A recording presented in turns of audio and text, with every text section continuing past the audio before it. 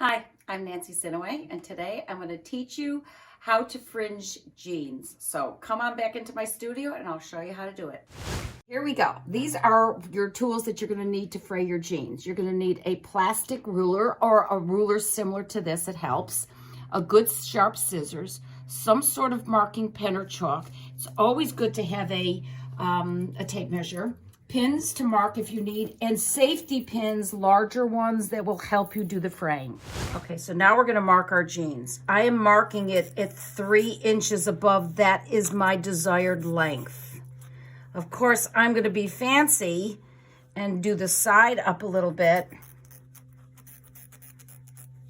And then you must allow for your cutting a 1/2 inch down for fringe. You will understand next thing we have to do. So now we're ready to cut. Make sure it's on a flat surface and there's nothing underneath, and just follow the cutting line where the fringe was going to be. Perfect. You can see by us measuring, this is the first one we did.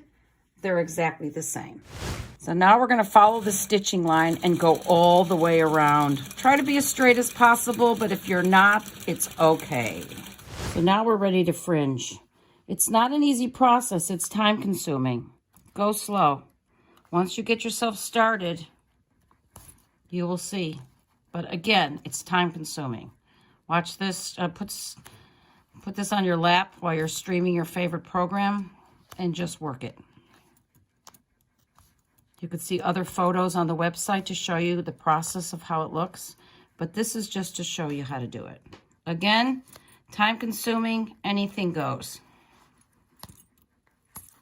Separate it a little bit. That's getting you started. Once you're done doing this fringing all the way around with your safety pin, you're then going to take your jeans and stick it in the washing machine and preferably the dryer. And this is your end result. You might want to trim a few threads. It looks perfect. It's great. It's got the nice little curve on the side. You guys can do it. Good luck.